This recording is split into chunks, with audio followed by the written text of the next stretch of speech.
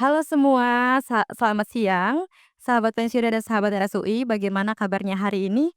Semoga semuanya dalam keadaan sehat ya, dan bagi yang sedang kurang sehat, semoga lekas pulih. Oke, siang ini saya selaku host Yuli akan menemani sahabat semua dalam program Ngobrol Pensiunan Sehat yang akan disiarkan langsung dari studio RSUI. Sebagai informasi, program ini merupakan kerjasama antara Radio Pensiunan dan Rumah Sakit Universitas Indonesia. Nah, di kesempatan kali ini kita akan membahas topik yang sangat menarik dan tentunya bermanfaat untuk kita semua. Dan tentunya sangat berhubungan nih karena sebentar lagi kita akan menyambut bulan suci Ramadan.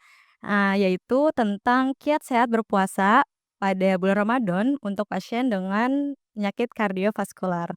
Dan saat ini saya telah ditemani oleh narasumber kita, Dr. Muhammad Ihsan, SPPD KKV Finasin. Halo Dok, selamat siang. Pak Yuli, sehat, Sehat alhamdulillah. alhamdulillah Dokter gimana kabar? alhamdulillah sehat, semangat, mudah-mudahan kita bisa ketemu lagi sama Ramadan minggu depan insyaallah, dan kita Amin. harus persiapan ya, Siap. baik secara fisik kita, psikis kita, mental juga, ruhiyahnya harus kita siapkan. Cuma mungkin kita ngobrol-ngobrol dulu nih dari sisi bagaimana pada pasien dengan penyakit kardiovaskular untuk mempersiapkan diri sebelum menjalani puasa Ramadan. Siap. Amin, Dok. Nah, pas banget narasumber kita kali ini, sangat expert di bidangnya gitu ya, tapi tadi sempat disinggung juga untuk menyambut bulan Ramadan kita persiapan ya, Dok, ya. Nah, mungkin dari dokter dulu kalau secara pribadi nih, apa sih yang dokter siapkan untuk menyambut bulan suci Ramadan gitu? Iya, pertama tentu kita, ya berdoa ya, berharap semoga ya Allah Subhanahu wa Ta'ala mempertemukan kita kembali ya. Mungkin diperkirakan bulan Ramadan jatuh pada hari, saya nggak tahu Jumat atau Sabtu ya, nanti kita tinggal tunggu aja. Tentu yang kita persiapkan pertama dari segi tadi, kita berdoa, kemudian kita juga mempersiapkan baik dari sisi fisik kita, mempersiapkan dari sisi, ruhiyah kita juga ya. Bagaimana supaya kita kuat, sehat, tetap fit, berpuasa Ramadan, sambil menjalankan aktivitas kita, sehari-hari. Iya, siap, Dok. Nah, tadi udah komprehensif banget ya, kita harus mempersiapkan dari berbagai aspek. Nah, ngomong-ngomong soal Ramadan nih, ini kan adalah bulan suci Ramadan yang, sangat istimewa gitu untuk umat Islam, karena seluruh umat Islam di dunia akan berpuasa. Tapi mungkin akan ada tantangan tersendiri ya, Dok, untuk, Betul. pasien-pasien dengan penyakit kardiovaskular. Mungkin akan ada perubahan pola makan, pola tidur, atau mungkin aktivitas. Nanti kita akan bahas banyak banget dengan dokter Ihsan, dan untuk teman-teman yang ingin bertanya bisa melalui WA kami di 081234599214. Saya ulangi lagi ya, di 081234599214. Nah, saya penasaran banget nih, Dok, terkait, puasa untuk pasien dengan penyakit kardiovaskular. Sebenarnya apakah semua pasien dengan penyakit kardiovaskular ini, boleh berpuasa? Kalau misalnya iya, apa saja sih, Dok, resiko kesehatannya dan, eee, tantangan yang mungkin akan dihadapi dan bagaimana cara meminimalisir risiko tersebut? Baik, jadi pertama pada pasien-pasien dengan penderita penyakit kardiovaskular, jawabannya bukan iya atau tidak, bukan boleh, tidak boleh. Tidak ada jawaban yang hitam putih. Tetapi memang harus dipahami kondisi penyakit kardiovaskular itu sangat beragam. Dari yang kondisinya ringan, ya, kemudian ringan sedang sampai kondisi berat. Jadi ada pembagian. Masing-masing individu harus mengetahui sebenarnya saya ini kondisi penyakit kardiovaskular saya masuk dalam kategori yang mana. Nah, itu memang harus didiskusikan dong dokter yang berkompeten ya. Artinya dia harus memahami dulu. Karena kita merekomendasikan puasa tentunya bagi pasien-pasien dengan penyakit kardiovaskular yang tergolong derajat yang ringan maupun sedang. Tetapi kalau yang derajatnya berat atau parah, kita sebaiknya tidak merekomendasikan pasien untuk berpuasa. Tetapi sekali lagi itu dikembalikan ke masing-masing individu, jadi kita tidak mengatakan boleh, tidak boleh. Karena aspek kalau ingin berpuasa, selain dari memperhatikan sisi kesehatan atau sisi medis, kita sebagai pasien layaknya juga harus mempertimbangkan dari sisi, syariatnya, harus betul-betul ditanyakan kepada, ustadz atau ulama yang memang berkompeten. Kalau memang dari dokter saya, sekiranya tidak merekomendasikan karena kondisi kesehatan, bagaimana hukumnya dan apa yang harus saya lakukan? Misalnya, kalau saya tidak berpuasa, tentu saya misalnya harus mengganti di hari lain atau membayar fidyah dan sebagainya. Itu harus didiskusikan. Jadi bukan hanya dari aspek kesehatan. Tetapi kalau memang kondisi derajatnya kita menganggap ringan atau sedang, itu bisa direkomendasikan untuk berpuasa tetapi dengan catatan dan persiapan. Nah, kita harus tahu golongan apa, apakah pasien kita ini masuk ke kondisi yang resiko yang berat atau resiko yang ringan atau sedang. Kalau resiko berat tentunya misalnya pada pasien-pasien yang payah atau gagal jantung yang betul-betul amat sangat bergantung dengan obat-obatan atau sudah harus memerlukan obat-obat peralatan medis yang khusus. Atau diantaranya misalnya pasien dengan gangguan irama jantung yang ada riwayat gangguan irama yang fatal seperti misalnya riwayat pingsan atau penurunan kesadaran tiba-tiba. Nah, itu juga kondisi yang risiko berat. Atau hipertensi, tekanan darah tinggi yang sulit terkendali. Jadi misalnya selalu di atas, kita anggap misalnya dianggap derajat 2 ke atas, tekanan darahnya di atas 170 atau 180/120, meskipun sudah mengkonsumsi berbagai macam obat. Nah, itu juga masuk dalam kategori berat, yang kita kalau dari sisi medis sebaiknya tidak direkomendasikan untuk berpuasa. Tapi kalau misalnya pasien kondisi payah atau gagal jantung yang sudah terkontrol, stabil dengan obat-obatan dalam 3 sampai 6 bulan terakhir, atau misalnya pasien hipertensi sudah terkendali, atau gangguan irama jantung yang terkendali obat, Mhm. nah itu bisa kita anggap sebagai pasien yang stabil. Artinya kondisi yang ringan sedang, nah itu bisa direkomendasikan untuk Berpuasa. berpuasa. Oke. Mungkin nanti kita split lagi topiknya biar nggak terlalu panjang di satu pertanyaan. Iya, Iya. baik, Dok. Jadi, tadi tergantung ya, Dok, ya, itu Iya, kan iya atau tidak, tapi kita lihat dulu derajatnya dan itu bisa dinilai oleh dokter. betul. Dan tadi juga tetap, kita bisa kolaborasikan dengan bertanya pada ustadz Iya terkait hal itu ya, Dok, ya. iya, Oke, ini permulaan yang, sangat informatif nih buat para mhm, pendengar Sahabat Pensiunan dan Sahabat RSUI. Nah, untuk, sahabat semua yang ingin bertanya kepada Dokter Ihsan, boleh melalui nomor studio kita di 081234599214. Setelah ini kita akan jeda terlebih dahulu, mendengarkan lagu-lagu enak berikut ini.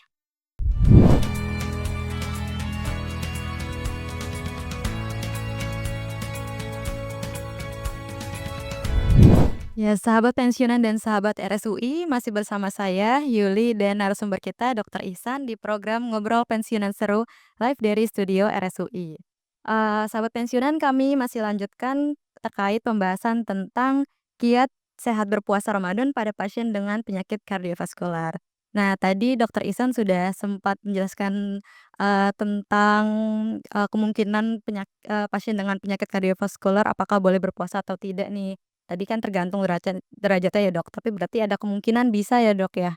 Nah, heeh, jadi kalau untuk pasien dengan penyakit kardiovaskular ketika mereka berpuasa tuh, apa saja sih, Dok, risikonya gitu? Dan kalaupun ada risiko tadi gimana caranya meminimalisir risiko tersebut, Dok? iya, baik. Jadi kita kan kembalikan lagi tadi ya ke derajat, kondisi penyakitnya seperti apa. Anggaplah pasien kita adalah, pasien dengan misalnya kondisi, tekanan darah tinggi yang sudah terkendali ataupun gagal jantung yang sudah stabil dengan obat-obatan, kemudian sudah pasca misalnya tindakan pemasangan ring jantung atau operasi bypass jantung, tapi sudah lewat dari kurang lebih 3 bulan terakhir, berarti tergolong memang direkomendasikan dapat berpuasa. Tentu resikonya apa? Karena gini, kita harus melihat dulu bahwa sebelum masuk ke resiko, kita harus tahu dulu Mbak Yuli bahwa puasa itu secara umum baik untuk kesehatan jantung. Dari berbagai penelitian sudah terbukti dan tidak terbantahkan bahwa puasa itu berhubungan erat pertama dengan penurunan angka obesitas ya. Kita tahu kan obesitas menjadi salah satu faktor risiko untuk penyakit jantung koroner, diabetes dan sebagainya. Kedua, berpuasa dapat menurunkan nilai kolesterol atau lemak jahat di dalam darah. Dan sebaliknya meningkatkan kadar lemak baik di dalam darah. Terus yang ketiga adalah tekanan darah. Dari penelitian juga ternyata pasien-pasien yang menjalankan puasa didapatkan tekanan darah atas sistolik maupun tekanan darah bawah diastoliknya juga lebih rendah dibandingkan pada saat kondisi tidak berpuasa. Dan yang terakhir adalah kaitannya dengan gula darah atau resistensi insulin. Ternyata gula darah pada pasien yang berpuasa itu juga lebih stabil dan kondisi resistensi insulin ataupun yang berujung pada diabetes juga lebih rendah. Jadi so far secara overall itu puasa itu baik untuk kesehatan, entah pasien dengan penyakit jantung ataupun tidak ada penyakit jantung. Tetapi ada catatan kalau pasien dengan penyakit kardiovaskuler ya, tentu resikonya apa? Yang pertama, kita ketahui bahwa berpuasa kita tidak minum kurang lebih selama 14 jam. Tentu ada risiko yang dinamakan dehidrasi. Kalau dehidrasi, impact-nya apa? Itu bisa berefek ke salah satu misalnya tekanan darah. Karena pasien-pasien dengan kondisi misalnya tekanan darah tinggi kan minum obat untuk menurun tekanan darah.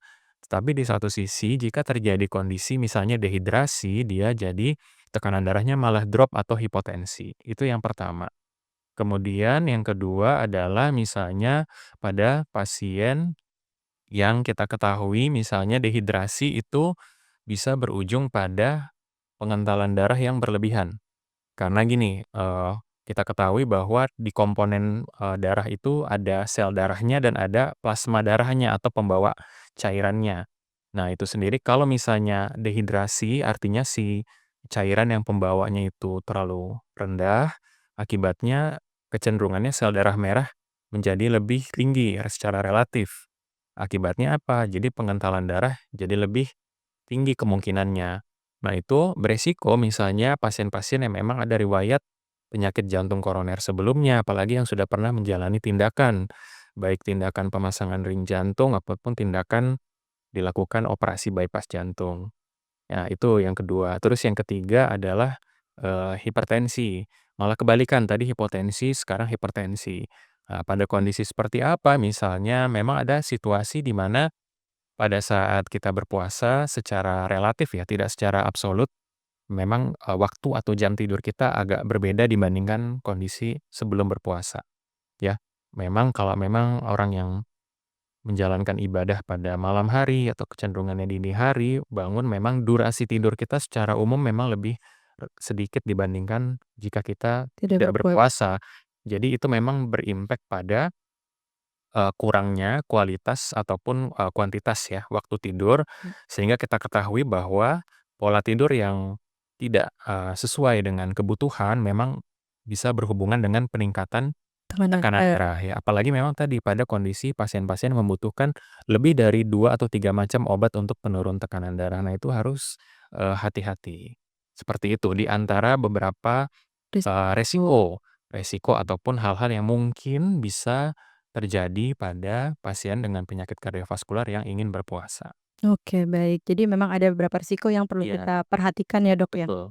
Nah, untuk meminimalisir risiko itu, apakah ada mungkin saran nih, Dok, terkait, makanan yang mungkin harus hindari atau Iya, mungkin, harus malah dianjurkan gitu dan mungkin, mmm, mungkin dokter bisa memberikan tips yang aplikatif terkait mmm, pola makan, mungkin tadi yang jam tidur atau mungkin kan ada perubahan aktivitas ya, Dok. iya, Nah, seperti apa sih, Dok, pengaplikasiannya nanti ketika berpuasa? iya. Kalau tipsnya pertama tentu harus konsultasi dengan dokter. Artinya pada pasien dengan penyakit kardiovaskular kan sebenarnya pada pasien dengan memiliki penyakit kronis, bukan penyakit akut, yang pasti harusnya sudah memiliki, dokter untuk berkonsultasi setiap waktunya, entah 1 bulan sekali atau 2 bulan sekali tergantung kondisi.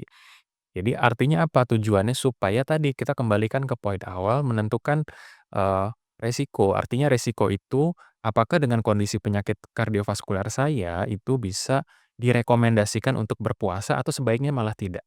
Jadi artinya disepakati dulu atau ditentukan dulu, dinilai dulu bersama dokternya. Itu yang pertama. Terus kedua, kalau memang dinyatakan layak untuk berpuasa tentu ada beberapa, tips dan triknya ya. Yang pertama tadi tentu ya harus meluruskan niat dulu, tetap bahwa kita berharap dengan menjalankan puasa dengan niat yang benar tentu akan dimudahkan. Terus yang kedua adalah dari faktor obat-obatan. Nah, misalnya kita upayakan obat-obatan memang sekarang banyak yang hanya diberikan 1 atau maksimal 2 kali sehari. Tentu sebisa mungkin menghindari pemberian obat yang harus minum 3 kali sehari dong, karena kan kalau ada dosis siang itu kan tidak bisa berpuasa. Jadi paling tidak 2 kali, jika memang 1 kali lebih baik. Dan itu akan menentukan kepatuhan juga. Pasien ya kalau misalnya 1 atau 2 kali lebih patuh untuk mengkonsumsi obat Dibandingkan 3 dibandingkan yang harus 3 kali sehari.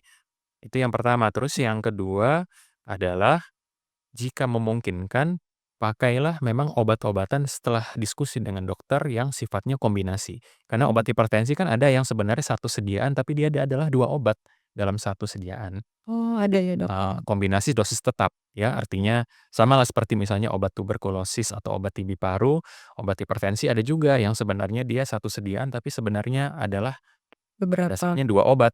Tujuannya apa? Jadi dia sekali minum, dia bukan minum satu obat, tapi dia minum 2 obat. Jadi itu mengharapkan, supaya agar bisa tercapai target tekanan darah dan dia menghindari dosis yang banyak 3 kali sehari. Nah, mengenai makanan, ya kita kembalikan lagi, apa yang harus dikonsumsi, apa yang harus sebaiknya dihindari.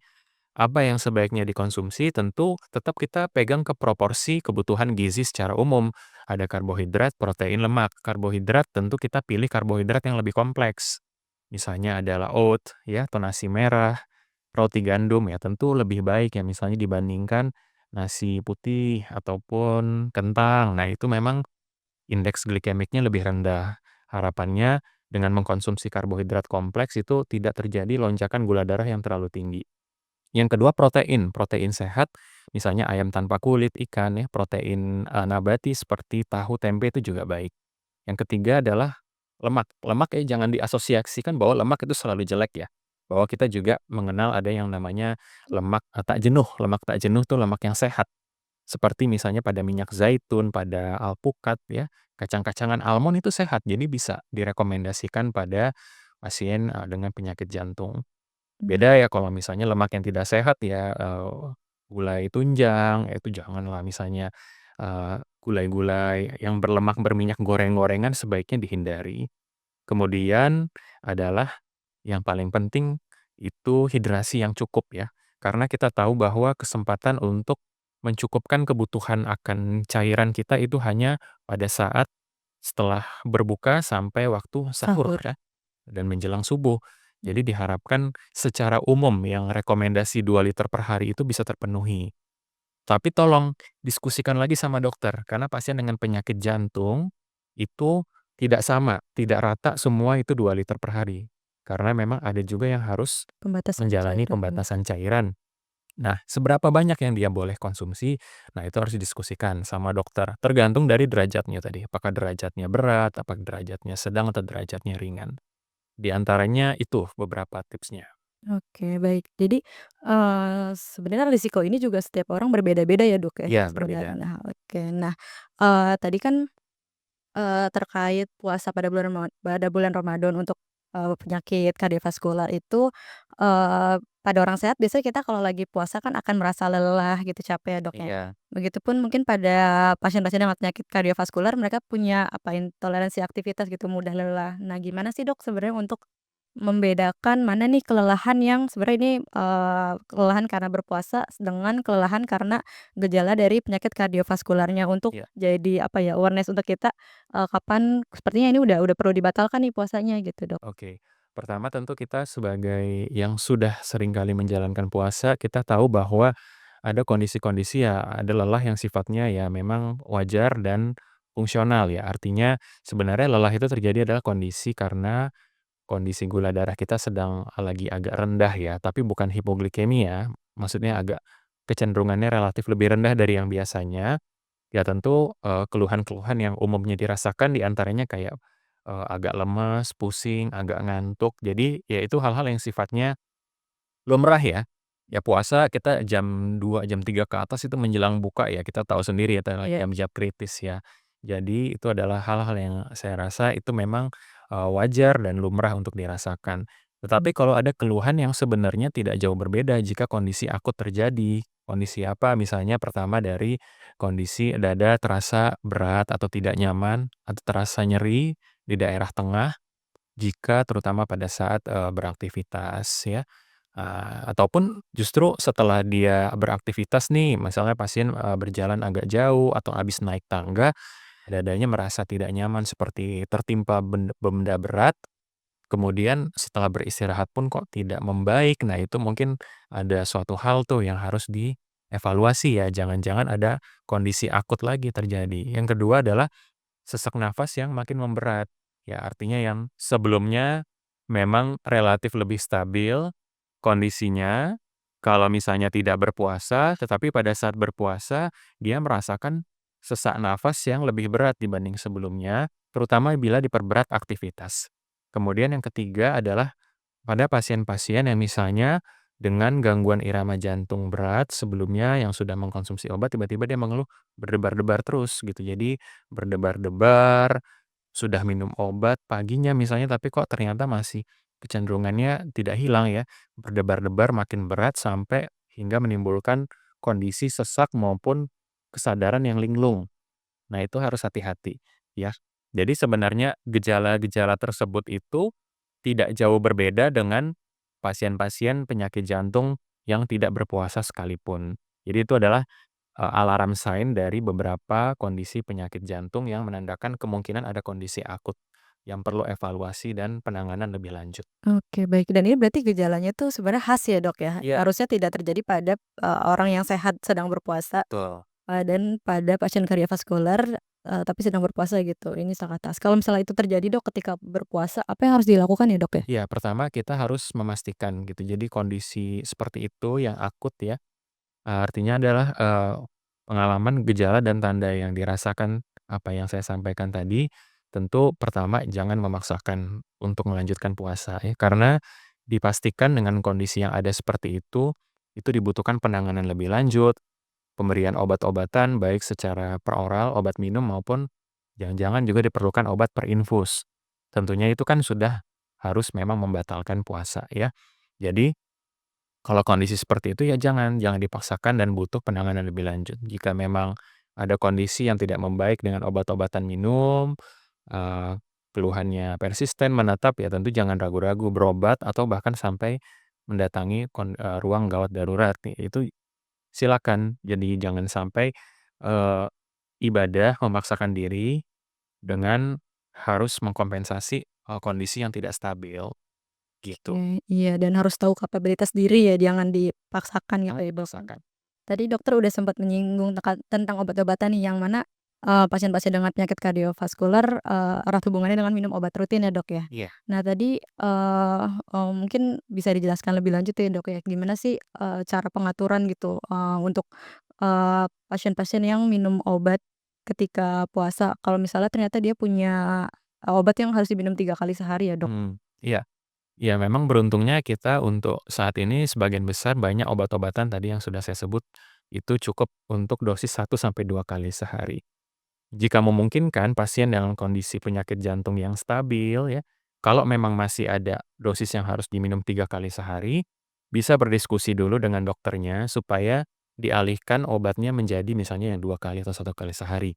Kita ketahui bahwa saat ini pilihan obat-obatan baik untuk tekanan darah tinggi, untuk penyakit jantung itu sudah sangat banyak variasinya, dan banyak yang jika diminum 1 kali sehari saja itu sudah cukup mengcover untuk kondisi 24 jam. Jadi long sustain release. Kemudian yang kedua adalah untuk obat-obatan terutama yang pengencer darah, ya seringkali pengencer darah impact-nya adalah ke asam lambung. Nah, itu memang pilihlah preparat atau sediaan pengencer darah yang memang ramah dan nyaman untuk lambung. Itu ada beberapa sediaannya, bisa didiskusikan dengan dokter. Jadi pada pasien dengan penyakit jantung plus punya GERD misalnya atau MAH, nah itu sebaiknya mengkonsumsi pengencer darah yang ramah untuk lambung dan nyaman. Kemudian yang ketiga, untuk obat-obatan yang sifatnya untuk mengurangi jumlah cairan dalam tubuh atau kita namakan diuretik, itu rekomendasi biasanya awalnya kalau tidak puasa itu pagi hari sebelum makan. Tetapi sebaiknya kalau berpuasa, itu dialihkan, jadinya diberikan pada saat setelah berbuka. Oh, iya. Kenapa? Kalau tetap minum pagi hari sebelum sahur, nanti khawatirnya akan mengalami kondisi tadi, dehidrasi, kondisi hipotensi selama 14 jam tidak dapat mengakses cairan. Nah, itu beberapa item yang perlu diperhatikan. Jadi, pemilihan jam minumnya juga Iya. perlu diperhatikan ya, Dok? Oke, baik, sangat informatif sekali, Dok, dan pasti, semua pendengar yang sedang mendengarkan nih sudah penasaran nih dengan kondisinya tadi sudah banyak pertanyaan yang masuk dan mungkin akan lebih aplikatif lagi sesuai dengan kasus-kasus yang dirasakan langsung. Nah, tapi, kita perlu jeda dulu nih untuk, mendengarkan lagu-lagu enak berikut ini. Sebelumnya, saya ingatkan kembali untuk sahabat semua yang ingin bertanya bisa melalui WhatsApp kami di nomor studio 081234599214. Saya ulangi lagi di 081234599214. Kita dengarkan dahulu lagu berikut ini.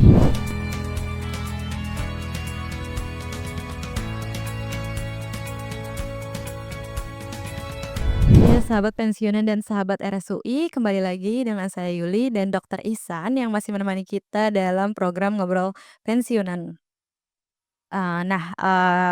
Tadi kita udah bahas banyak tentang berpuasa di bulan Ramadan pada pasien dengan penyakit kardiovaskular.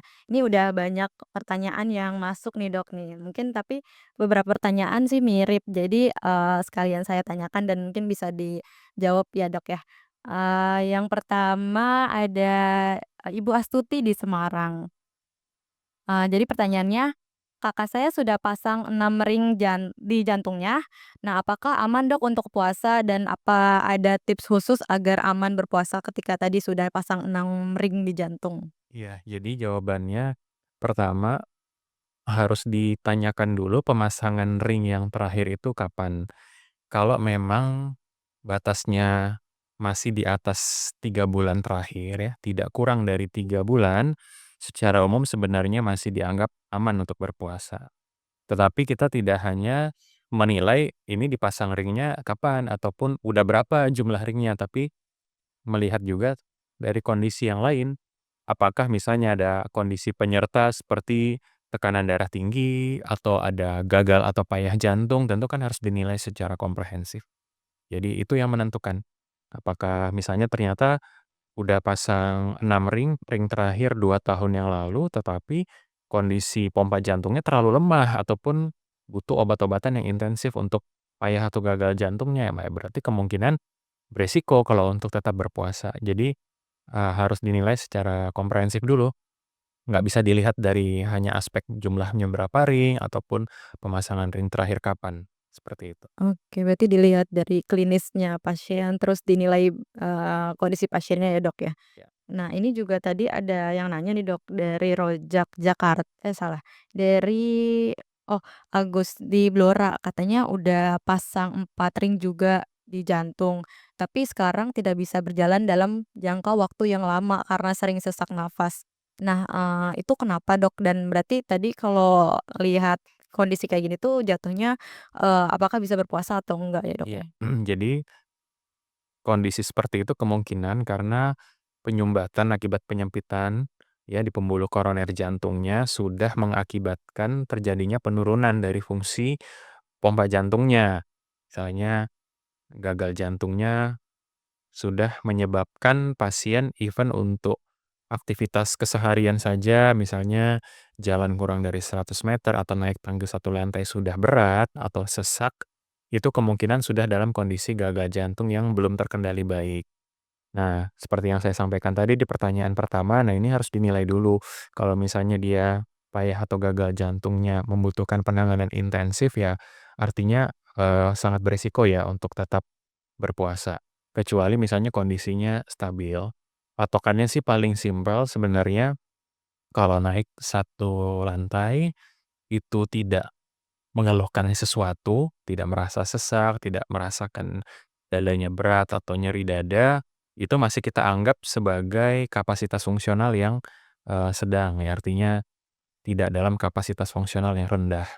Jadi itu bisa menjadi salah satu, clue, patokan untuk menilai secara kasar apakah, aktivitasnya itu bisa terkompensasi atau tidak, setelah menjalani berbagai, pengobatan. Oke, gitu. Jadi, semoga terjawab ya untuk Bapak Agus di Blora dan mungkin buat, Ibu Astuti di Semarang tadi, perlu pemeriksaan gitu ya, Dok, Iya. ya, dinilai oleh dokter, apakah, aman nih untuk melakukan, ibadah puasa. Baik, Dok. Nah, selanjutnya ada pertanyaan dari Bapak Yanto di Jogja, usianya 57 tahun. Jadi gini, Dok, kadang kalau pas kerja bakti, mencakul tanah, memperbaiki jalan bergelombang, itu tuh sering ngerasa cepat lelah, capek. Nah, apakah ini, faktor usia, tadi Bapaknya itu usia 57 tahun atau, ada kondisi yang, mungkin jantungnya tidak normal gitu, Dok? Ya, baik. Artinya kalau ada penurunan kapasitas fungsional ya, bisa kita katakan dengan artinya melakukan suatu aktivitas, terjadi kondisi mudah lelah ya atau cepat capek, itu tentu banyak sekali ya penyebabnya. Jantung hanyalah salah satu di antaranya. Kalau misalnya Bapaknya dulu perokok lama ya, kemudian ada gangguan fungsi paru-paru, nah itu juga bisa. Begitu beraktivitas, jadinya merasa tidak nyaman atau cepat lelah. Ataupun kondisi-kondisi lain yang harus diperhatikan, apakah misalnya ada anemia atau HB-nya rendah ya, ataupun ada pasca penyakit stroke sebelumnya. Nah, itu sebenarnya harus dinilai secara, komprehensif ya. Jadi, memang di antara salah satu gejala yang khas untuk penyakit jantung yaitu memang kesulitan atau merasa cepat lelah saat aktivitas, tapi bukan satu-satunya penyebab. Jadi Oke. memang harus dinilai secara lengkap ya, jika memang perlu lakukan medical check. Oke. Jadi intinya perlu pemeriksaan lebih lanjut dan Ya. komprehensif ya, Dok? Oke, baik. Nah, selanjutnya ada pertanyaan yang, agak mirip, jadi, aku satukan aja ya, Dok, ya. Jadi ini ada pertanyaan dari, Reno di Bandung dan Ibu Yuni di Jakarta nih, Dok, terkait, saya minum obat jantung sehari 3 kali. Nanti selama bulan puasa jadwal minum obat yang baik seperti apa ya, Dok? Nah, terus, tadi, gimana mengaturnya gitu ya, Dok, ya. Mungkin tadi sempat bahas juga ya, Dok, terkait, apa namanya, obat-obatannya. Ada jam-jamnya yang Hmm. bagusnya diminum kapan gitu. Ya, obat jantungnya harus dipastikan lagi, ini obat jantung untuk apa? Karena obat Mhm. jantung kan ada beberapa tujuan, beberapa tipe, beberapa jenis. Apakah ini obat untuk tekanan darah tinggi? Apakah ini pengencer darah? Oke. Ya, apakah ini untuk mengurangi beban cairan dalam, tubuh dan sebagainya. Kalau saya duga sih biasanya kalau 3 kali sehari mungkin ini obat hipertensi ya. Karena kalau misalnya pengencer darah paling biasanya 1 kali sehari, obat kolesterol juga 1 kali sehari, obat untuk tadi mengurangi jumlah beban cairan tubuh juga rata-rata 1 kali sehari. Mungkin sih kalau saya agak menebak ini adalah obat untuk hipertensinya. Ya tentu harus dikonsultasikan ke dokternya dulu, supaya bisa di-switch, dialihkan ke obat hipertensi kan juga sudah banyak ya, yang artinya cukup dikonsumsi 1 kali sehari, atau tadi yang sudah saya sempat singgung adalah obat yang sifatnya kombinasi dosis tetap, yang satu sediaan tapi sebenarnya dia adalah 2 kali, apa, satu sediaan obat tapi dia pada dasarnya adalah, 2 jenis. 2 obat sekaligus, gitu. Jadi harus dipastikan dulu ya, jadi harus dikonsultasikan dengan dokternya. Oke, baik. Nah, ini ada yang lebih spesifik nih, Dok, nama obatnya, dari Bapak Rozak di Jakarta terkait, ini memang obat hipertensi. Jadi obatnya ada bisoprolol, ramipril, dan amlodipin. Nah, urutannya untuk waktu minumnya tuh bagaimana, Dok? Mungkin, ada pertimbangan yang tadi, Kak, ada obat yang mungkin ada efek sampingnya jadi, bisa dehidrasi atau misal tadi ke lemah gitu ya, Dok? Mungkin. Iya. Kalau bisoprolol, ramipril, atau amlodipin memang sebagian besar itu obatnya cukup 1 kali sehari. Ya, jadi artinya rasanya tidak mengganggu kalau memang untuk berpuasa. Kalau obatnya kapan, sebenarnya tidak ada, rekomendasi khusus ya, karena sepengetahuan saya juga obat-obat tersebut tidak banyak yang menyebabkan impact langsung ke asam lambung atau mah beda dengan misalnya kayak pengencer darah. Jadi pada dasarnya entah diminum pagi hari atau sore atau malam hari saat berbuka itu tidak ada masalah. Oke, berarti masih aman ya, Dok, Iya. ya? Oke, baik. Selanjutnya ada, pertanyaan dari Ibu Ima di Bogor nih, Dok. Apa sih, Dok, salah satu penyebab kena serangan jantung dalam usia muda? Karena kan sekarang banyak ya kasus-kasus yang serangan jantung tidak hanya pada usia lanjut gitu, tapi bahkan di usia Iya. muda juga ada ya, Dok? Ya tentu, eee, kalau berdasarkan pengalaman ya yang paling sering itu, usia muda, kemudian tapi tidak ada faktor resiko, misalnya tidak ada diabetes, tidak ada hipertensi, tidak ada kolesterol tinggi, di antaranya adalah yang paling sering itu perokok. Ya, merokok, jadi itu cukup sering. Kemudian yang kedua sekarang yang perlu diantisipasi adalah, eee, kondisi obesitas, ya, yang berlebih karena sekarang pola hidup atau lifestyle kita membuat kita, untuk beraktivitas ya ataupun bergerak itu sudah sangat minim, Iya. ya. Udah kalau mau makan tinggal pencet HP ya, kalau mau apa-apa semuanya kita nggak perlu harus gerak kan. Jadinya pola hidup kita sedentary, jadinya akibatnya rentan untuk terjadi kondisi, kegemukan, obesitas yang menjadi salah satu faktor resiko juga untuk penyakit jantung koroner ataupun faktor genetik ya. Genetik juga pengaruh, misalnya ada riwayat di orang tuanya serangan jantung ataupun penyakit, akut yang misalnya pada ayah di bawah 55 tahun ataupun untuk ibunya di bawah 65 tahun tentu menjadi faktor genetik juga. Oke, baik. Jadi untuk para sahabat pensiunan dan sahabat RSUI, kita perlu aware juga nih tadi, serangan jantung itu tidak hanya pada lanjut usia, tapi, Iya. kita lihat apakah sekarang kita punya faktor risiko atau tidak gitu ya, Dok, ya, untuk mencegah terjadinya serangan jantung di usia muda.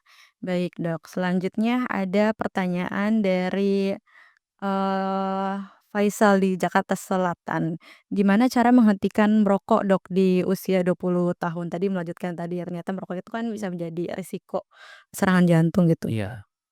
Ya tentu nomor satu adalah niat dan komitmen ya, artinya keinginan kuat. Kalau misalnya nggak punya niat dan keinginan kuat ya memang sulit ya.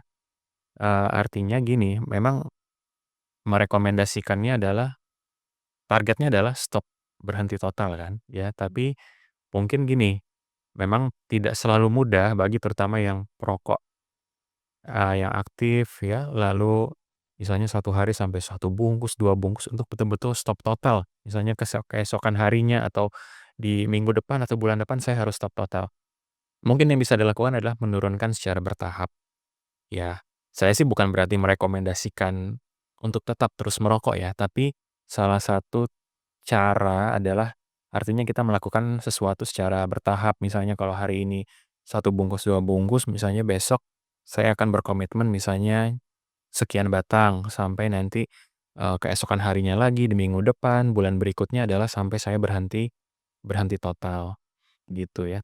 Yang kedua adalah kalau orang kan biasanya kan merokok itu jika memang pada saat kondisi, sedang, santai atau tidak ada kegiatan ya, kurang lebih kan kayaknya nggak ada ya, misalnya memang dia kerja, kantoran, misalnya sambil merokok pada saat kerja gitu, kan amat sangat jarang ya. Iya. Kecuali memang dia kerja sendiri di rumah, tidak ada aturan. Tentu nomor satu ya menyibukkan diri dengan hal-hal yang positif, yang bermanfaat, yang memang bisa mengalihkan perhatian dia untuk keinginan untuk merokok gitu. Oke, jadi memang perlu bertahap dan niat tuh penting ya, Dok, Iya, ya? penting sekali. Sama tadi aktivitas untuk Mmm, mungkin mengalihkan dari aktivitas merokok ya, Dok? Oke, baik, ini sudah banyak sekali pertanyaan yang masuk, namun kita perlu jeda dahulu nih, Dok, untuk mendengarkan, lagu-lagu berikut. Sampai, bertemu di segmen berikutnya.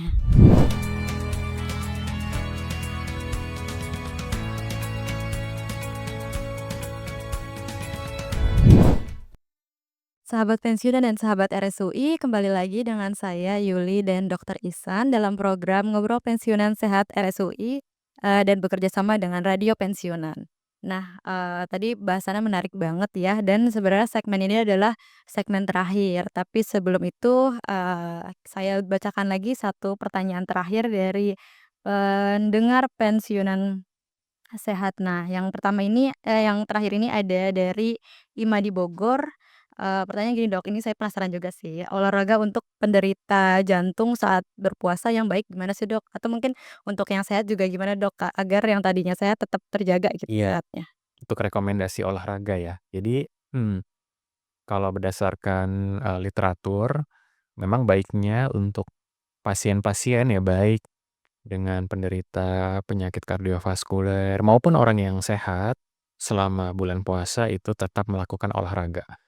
Ya, kalau kita ketahui bahwa rekomendasi olahraga adalah, kurang lebih 5 kali dalam 1 minggu, dalam satu durasinya itu adalah 30 sampai 45 menit Oke. ya, untuk intensitas yang sedang.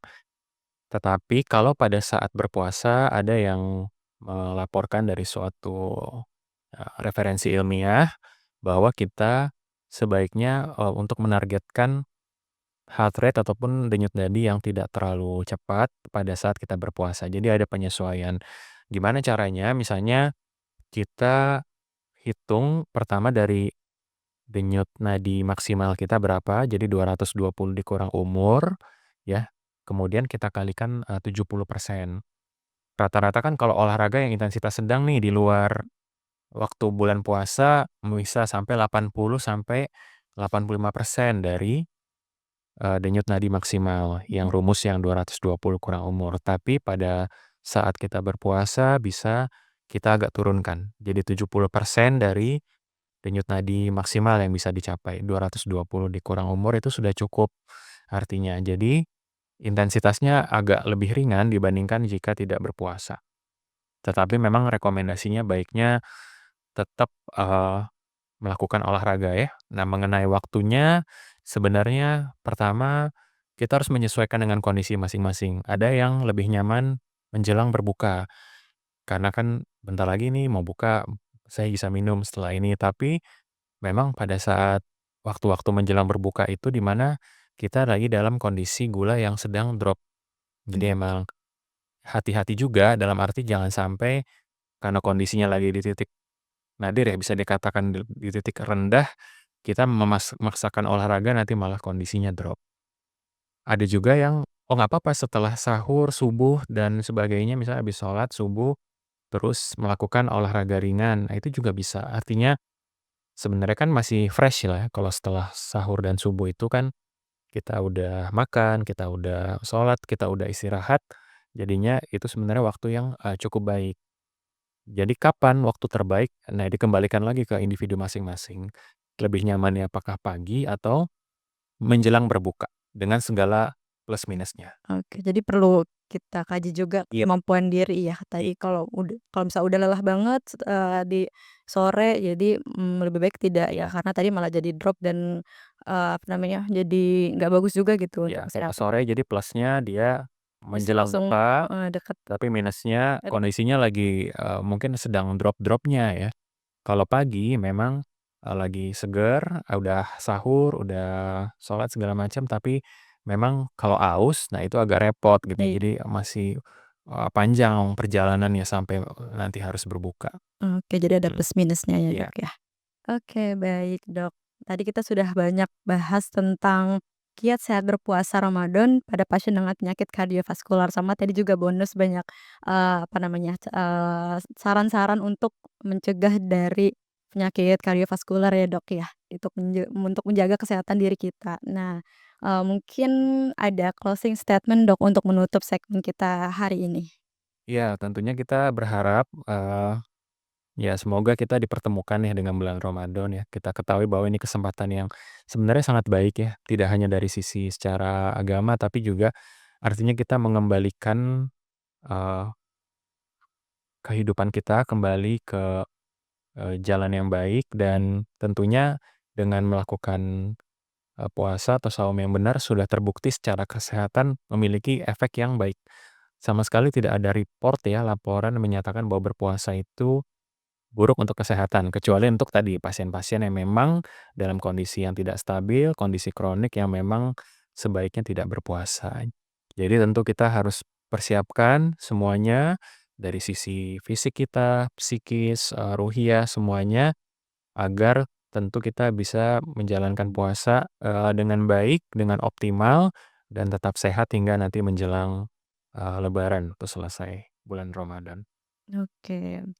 Ya, jadi, eee sudah di akhir, segmen nih, Dok, ya. Tadi kita sudah banyak bahas, terkait puasa di bulan Ramadan untuk penyakit kardiovaskular. Nah, mungkin sedikit segmen kita tadi dari awal sampai sekarang ya, terkait puasa itu apakah boleh untuk pasien-pasien dengan penyakit kardiovaskular itu tergantung ya, sahabat semuanya, tergantung dari derajatnya apakah, ringan atau sedang dan itu bisa ditentukan oleh dokter. Jadi perlu untuk melakukan pemeriksaan langsung ke dokter, melakukan MCU juga ya, Dok, ya.